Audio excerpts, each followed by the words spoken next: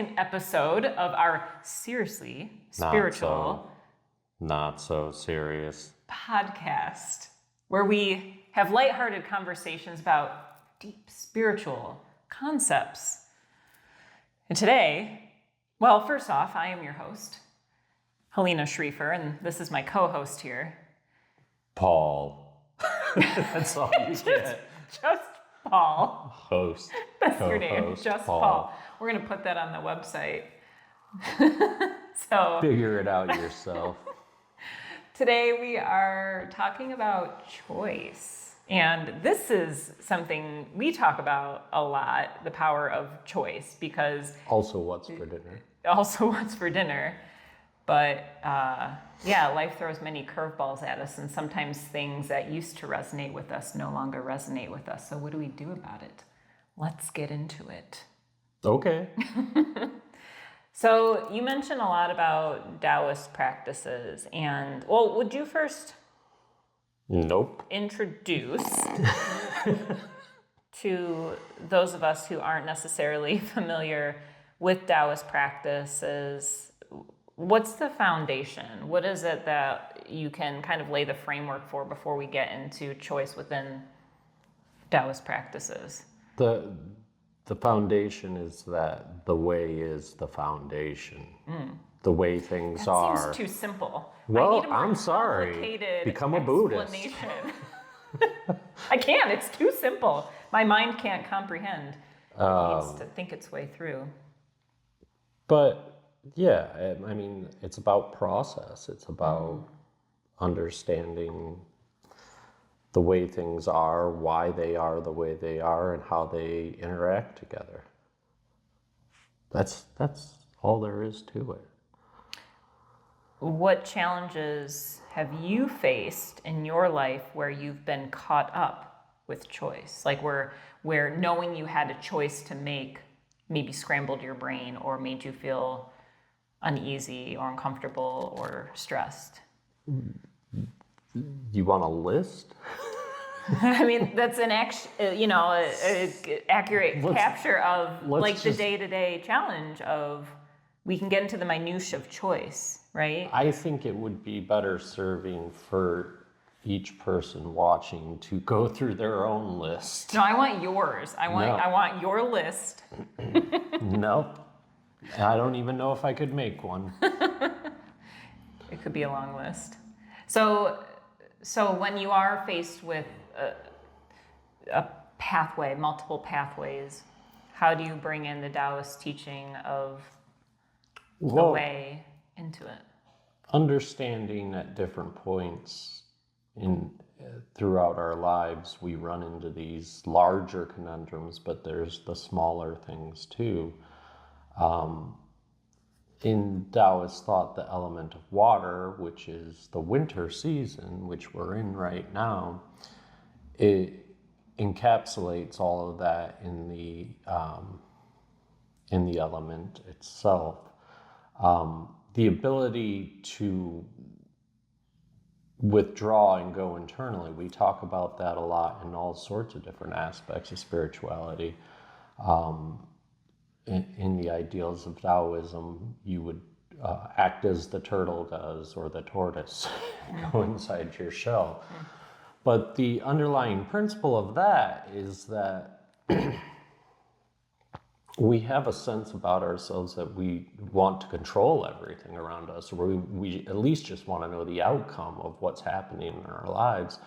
And that leads us to a place of control where in the difference of that is what is best to learn is if we can pause within ourselves, like say you're in a situation that is very, very life-changing, like the loss of a family member, or your career has been derailed, or things, the larger things in life that kind of rip themselves into us. There is no place where we can control those things. And all we can do in that moment is distract ourselves or submerge ourselves in it. And distracting ourselves doesn't really solve any problems with our mind. It just pushes things aside. That's how we very easily can push down our emotions, our feelings about things, and the reality of what's going on around us, and it can lead us to delusional states. Do you think that's why we suffer, is because when something like a death in the family or something that's out of our control happens, that the suffering comes from us wanting to grasp onto control of, whoa, I'm put in this position where I don't know what's going to happen or how to handle this, so I need to control every aspect by maybe perceiving all of the different outcomes and then choosing one that seems like the least amount of pain. Right, and it can go beyond just what the circumstance is. From life example, like when my father passed away when I was in my teens, there was this overwhelming pressure on me to step up, and my brother was away at college, so I was the only other one at home, to step up and like, quote unquote, be the man of the house at this point. And that felt very uncomfortable for me.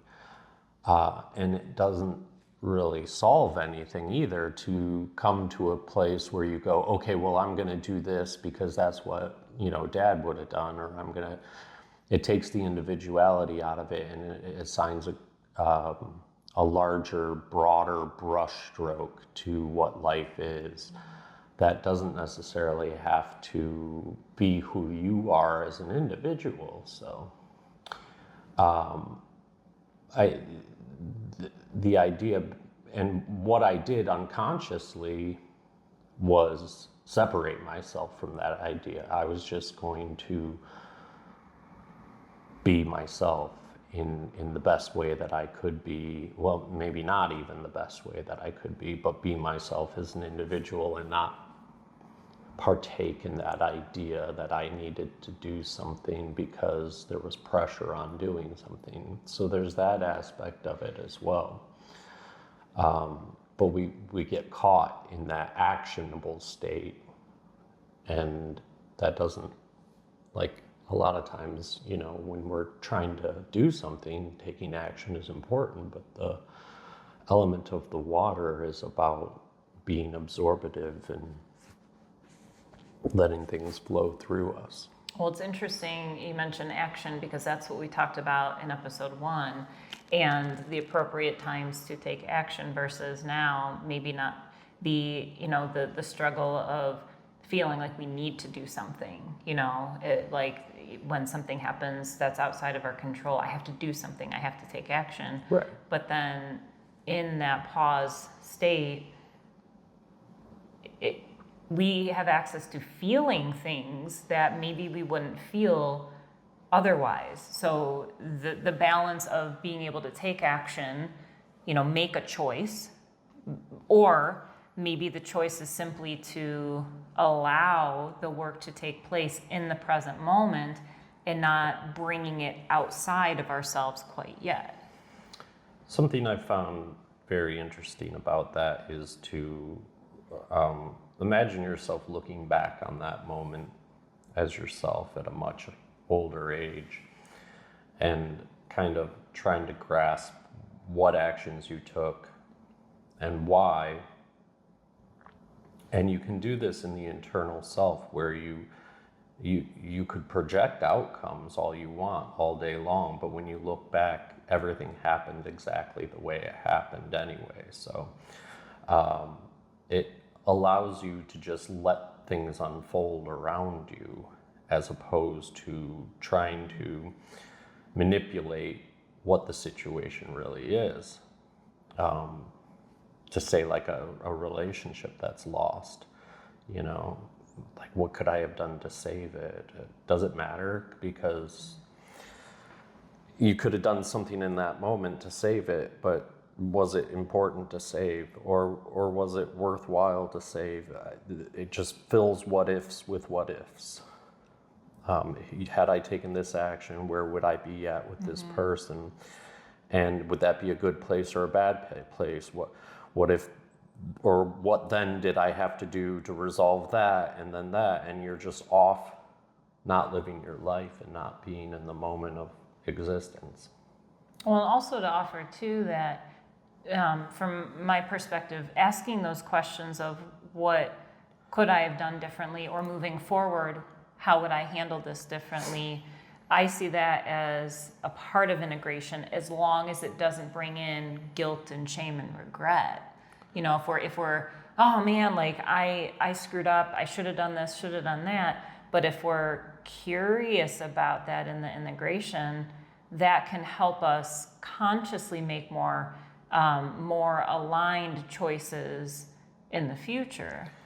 I agree with that, but I think that what you just said, those are two totally separate questions. Like, what can I take from this versus what could I have done to this? I see what you're saying. Understanding and learning through the process is a very positive thing, but spending time trying to figure out what you could have done to make it fit your ideal of what the situation should be.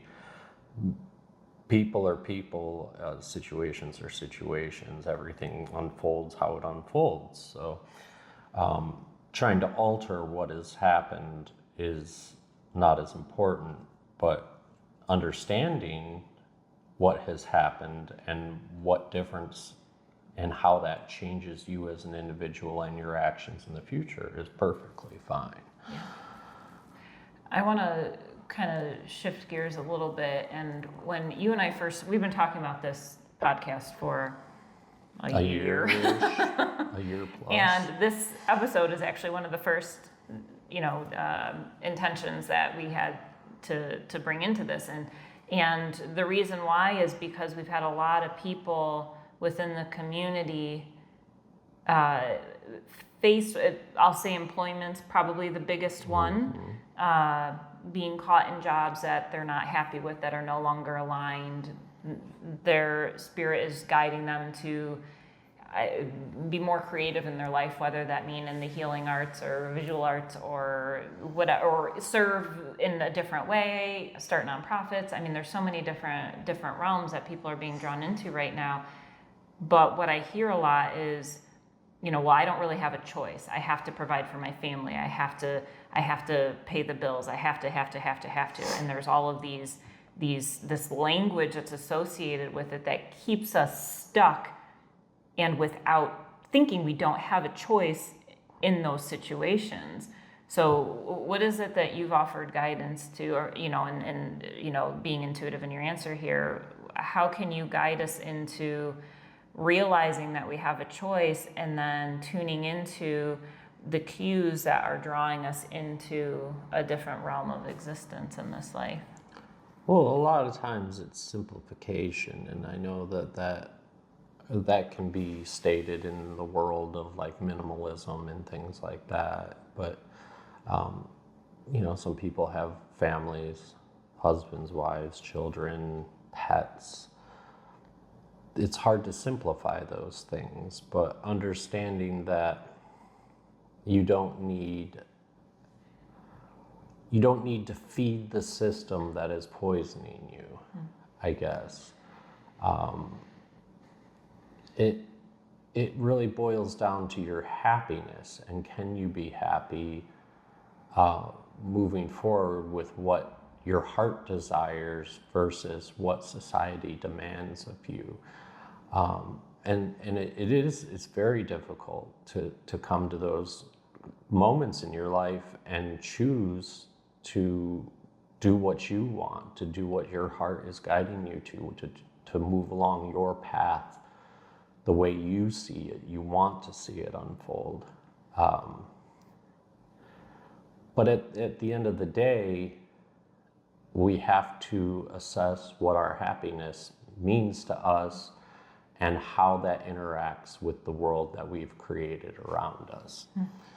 There is no one answer to any of these things. Yeah. Each person brings to the table a different scenario, a different situation.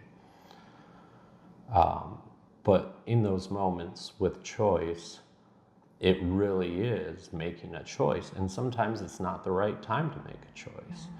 And much like what we were talking about previously, sometimes it's just okay to be submerged in the chaos and not worry about, not try to control an outcome and let it unfold. Just because your heart says, I want to do this, doesn't mean it's the right time. And how many pieces are at play that's outside of our realm of knowing that are aligning to make it the right time at some Right. point. And so it's like, as Christ talks about, pray as if you already have whatever it is that you're praying for. He said it more beautifully than I just did now, but You got it already. you got what you need.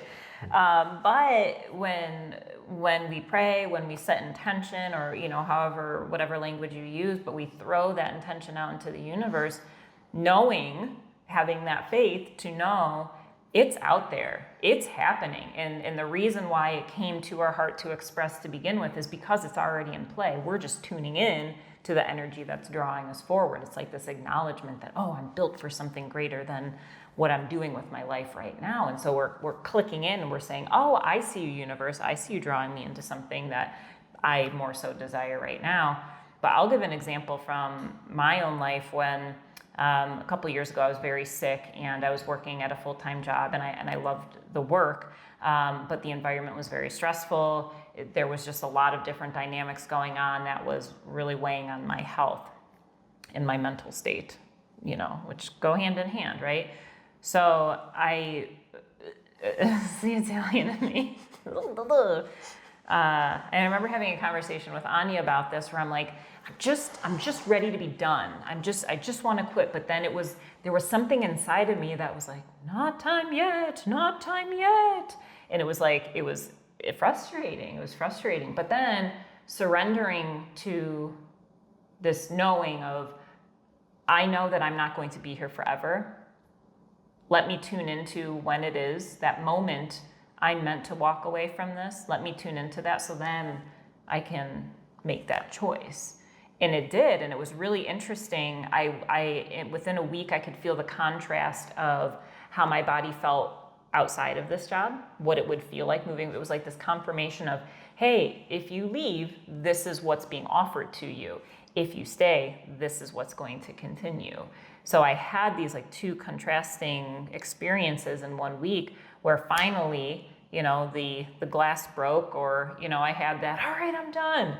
But it wasn't a moment of aggression where people's like, oh, what's your quitting story? It was like, I just had this piece about me that it's time. I need to take care of me. I need to move into being an ordinary pioneer more. I need to focus on my healing journey and all of this. And then once that happened, and I said yes to that offer, everything in the universe was like, okay, put this here, put this here, put this here. And it just made life a lot easier. Wasn't as scary as I thought it would be, which is something I think worth noting. I think that I put myself mostly in a position where I had to learn by getting beat up. Is this literal or figuratively? No, like I didn't have a quit moment. I was laid off. I had an idea of what I wanted to do, and I threw a large amount of money at doing it, and it failed. And I don't, like, a lot of people are like, no, you can't regret anything. I literally never even thought to regret what happened, because I ended up on a much better path because of it. So I see that, one, as an unfolding of the path, and two, also as I jumped the gun moment. It wasn't time for me to necessarily be on the path that was best for me, or was designed possibly for me. But I was moving in the right direction, so...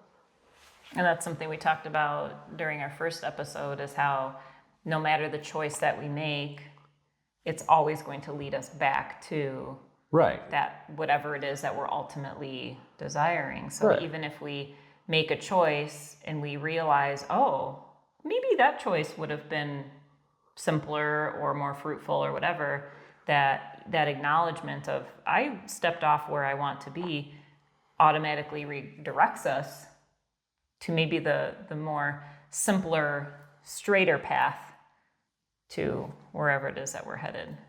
At least the paved one. Yeah.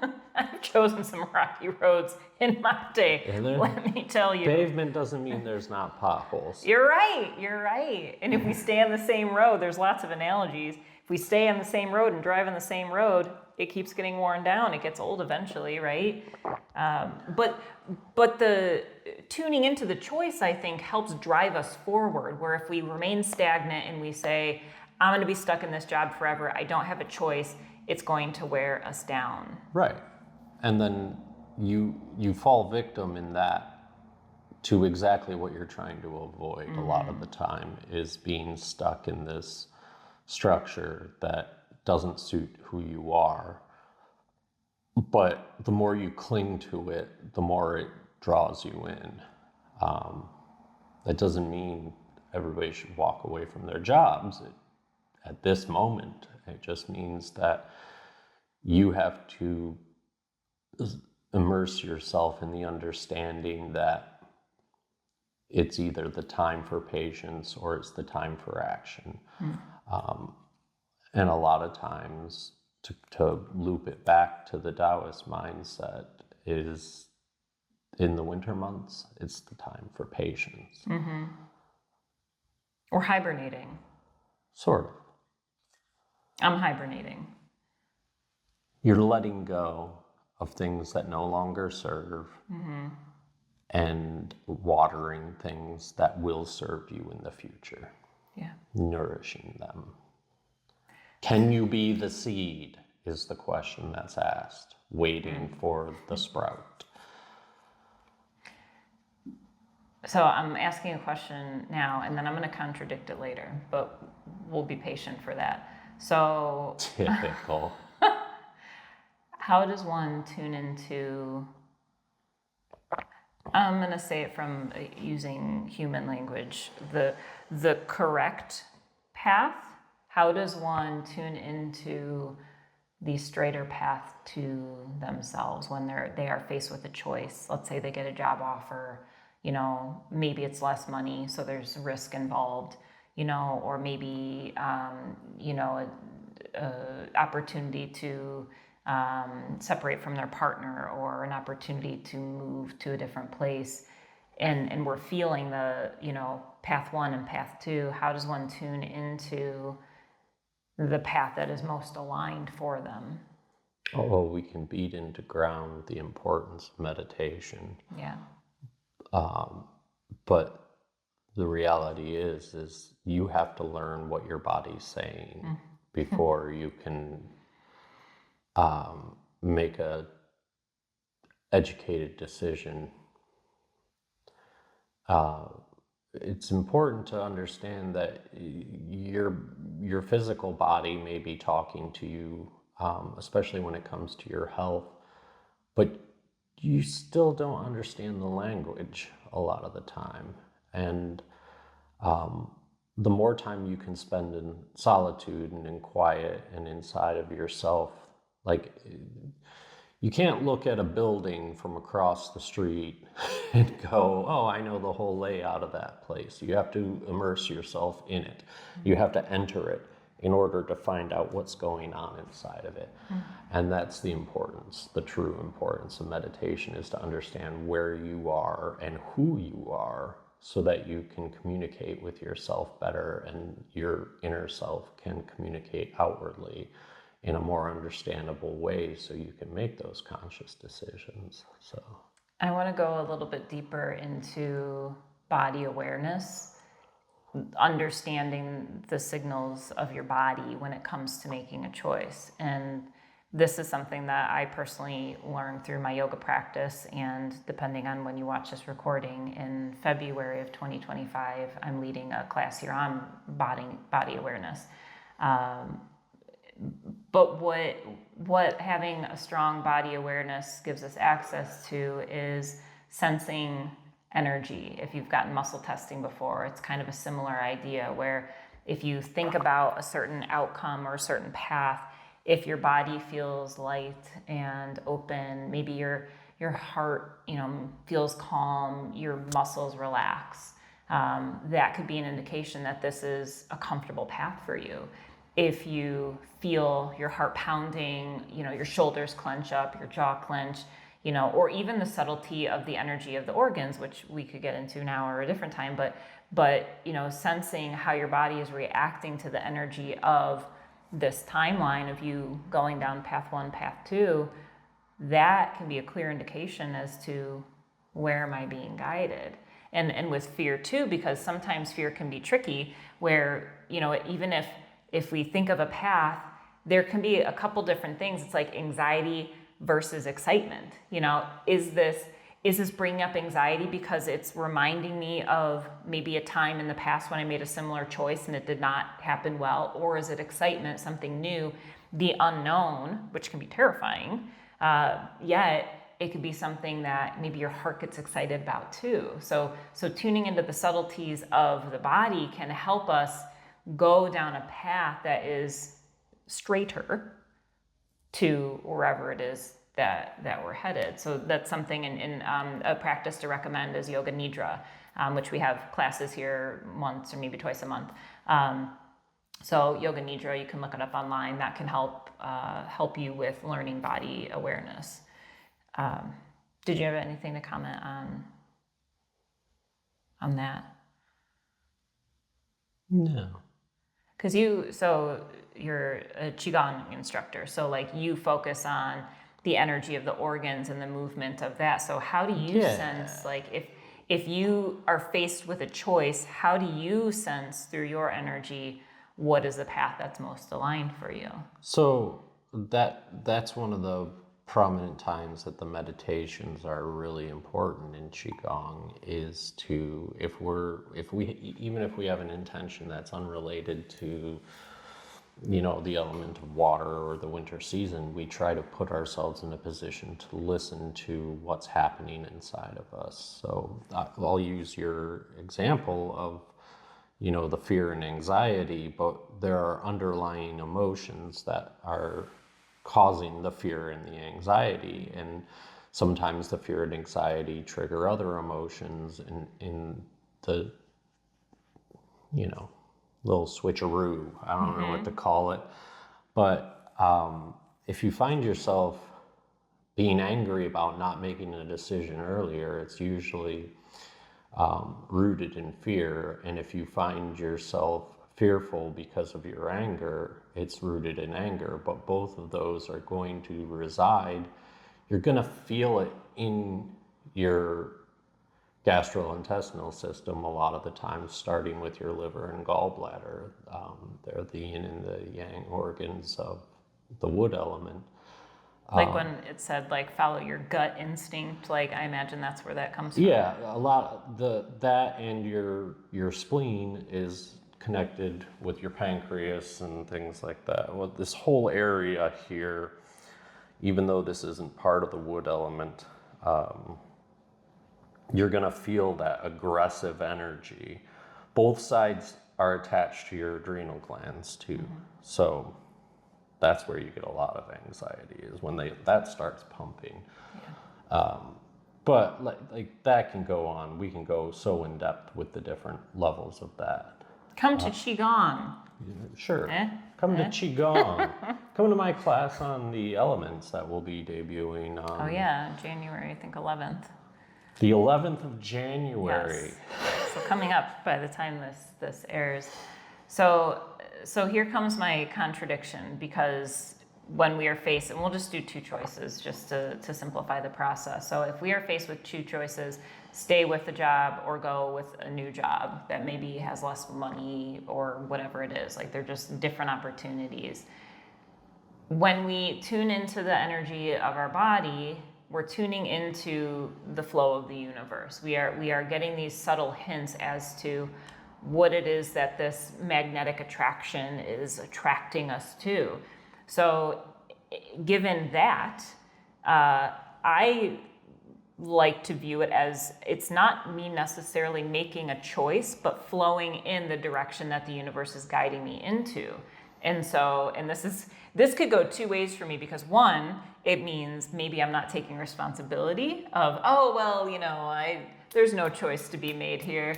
I can't be held accountable. So my shadow can get caught, and not taking accountability for certain actions. But on a deeper spiritual level, that's where we can allow the universe to guide us forward. And that takes a lot of trust and surrender, and I think we can't have choice without surrender. So if we allow these signals to come forward and not resist what it is that they're drawing us into, then we free ourselves from that suffering. But if we are working against the signals of our body, oh man, it feels really scary to take this opportunity. What if I don't have money? What if I don't like the people I work with? What if my boss is mean? What if they fire me because I lied on my resume? Whatever it is, what if, then we're creating that suffering, and we may notice things kind of crumble pretty quickly. But if we feel and acknowledge, this energy is drawing me into this direction, give thanks for it, and then just go for it. No, he's a frog. On the other side, we begin to see, this is why I'm here. And that's what makes it really exciting. And I'll tell you, if you want to get on board with this, you're going to be challenged to make a lot of scary decisions.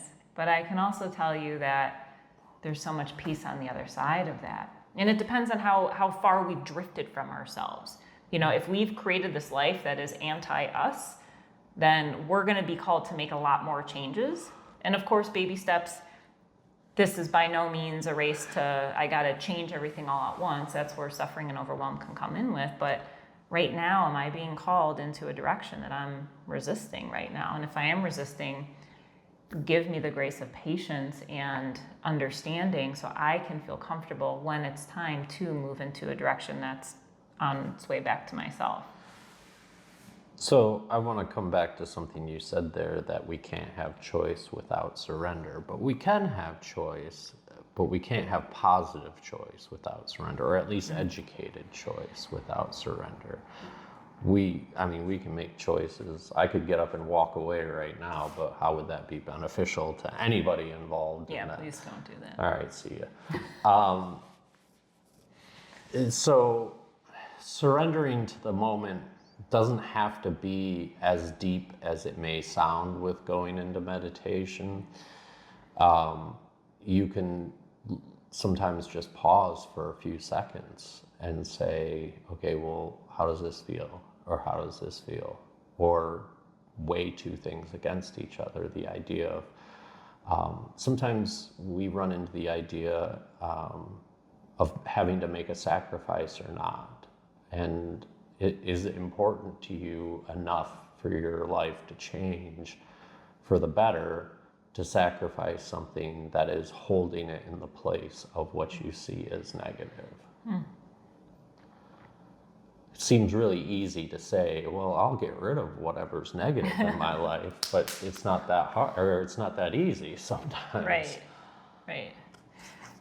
You mentioned the pause. So a day-to-day practice that we can do is, I talk about this to usually business owners who have to make lots of decisions every single day, or get asked, requests for meetings and whatnot. But it can be a simpler choice than that. But if somebody asks us a question or makes a request from us, if we automatically respond right away without taking a pause, later we may regret making that commitment, right? So like if you think of taking on a project, somebody asks you to do something for them, but then, you also have a couple other projects that you're working on right now, but you're doing because you want to be helpful and, whatever it is.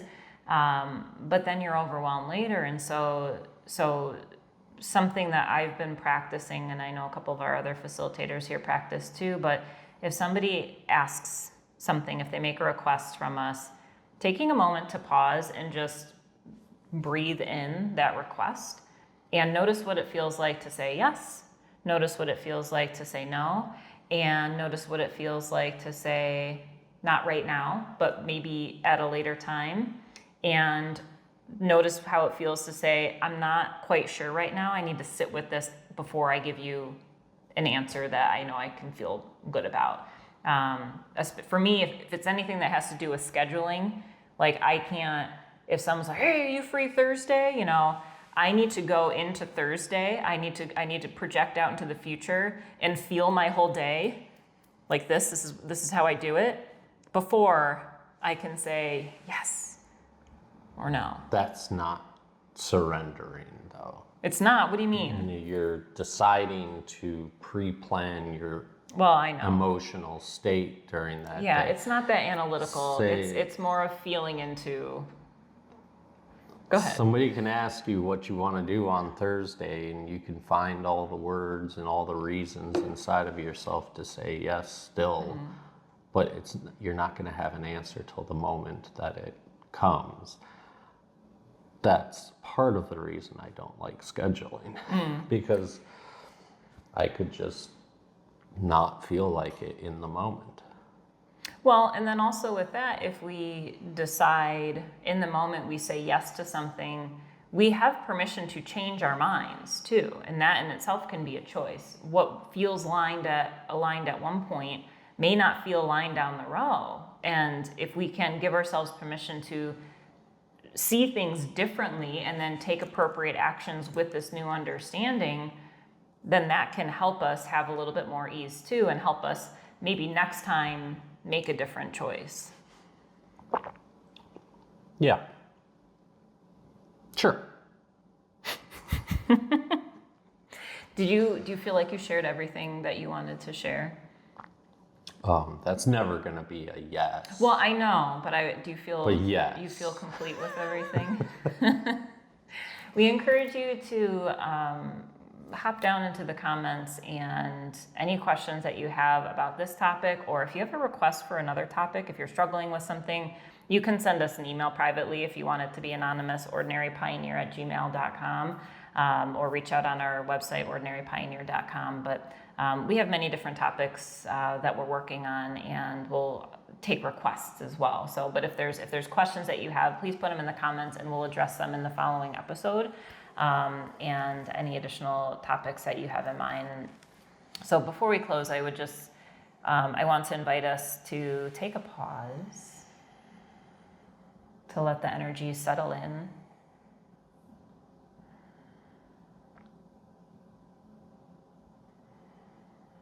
And to feel your spirit anchored in your body right now. This holy, holy spirit of yours.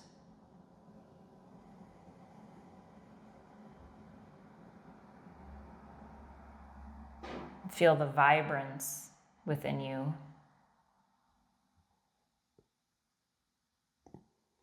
And the power of who you are. Not just as body, but as spirit. And the vastness of your pure state.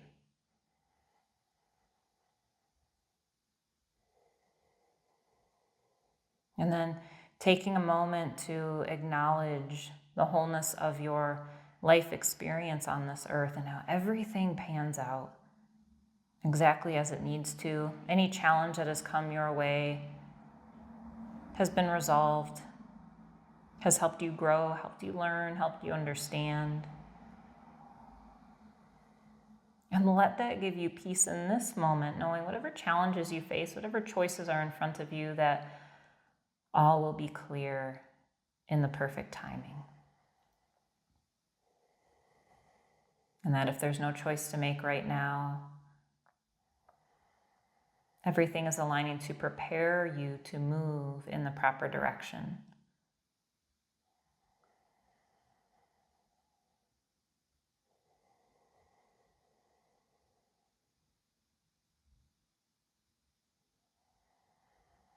We'll end giving thanks to this Holy Spirit within us,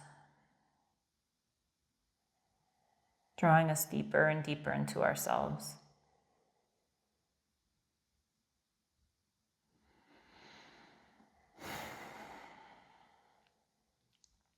Thank you so much once again for joining us on the second episode of Seriously Spiritual, Not So Serious podcast.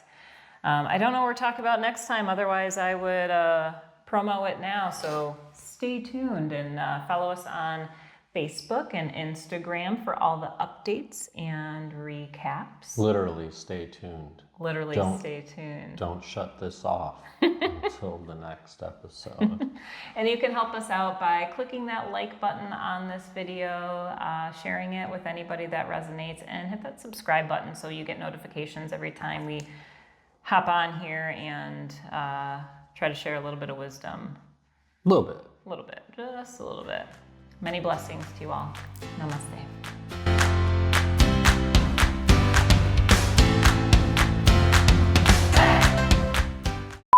You ready? No, I have to go intuitively. You can't count me down. Okay. I'll just close my eyes until you start. No, because then the camera's going to go on you and your eyes are going to be closed.